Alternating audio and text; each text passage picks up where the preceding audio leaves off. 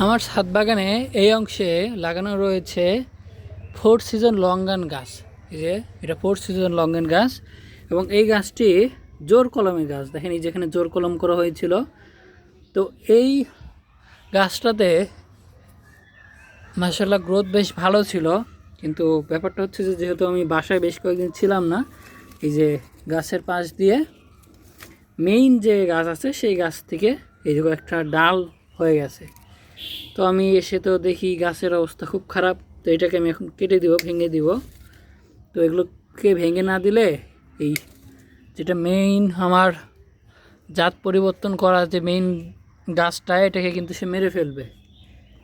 Main গাছের যে ইয়াগুলো, ডালগুলো, এরা সব রস খেয়ে কী করবে, আমার গাছটাকে মেরে ফেলবে। সো আমি এখন এগুলোকে সরিয়ে ফেলতেছি। অনেকে হয়তো ভাবতে পারেন যে মেইন গাছ থেকেও শাখা হইলো, আবার যে গ্রাফটিং করলাম সেখান থেকেও শাখা হইলো, এতে করে আমি দুইটা জাতের ফল এক গাছ থেকে পাবো। কিন্তু এতে হবে কি, আপনার ক্ষতি, এটা আপনার লাভের চাইতেও ক্ষতি হবে।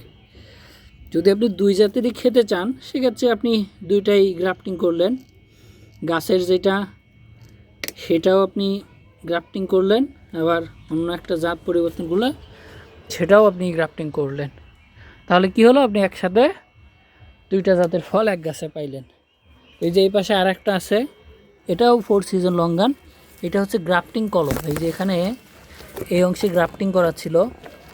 তো এই যে এখানে ফুলের মতো দেখা যাচ্ছে, হয়তো কিছুদিনের মধ্যে এখান থেকে ফুল আসতে পারে।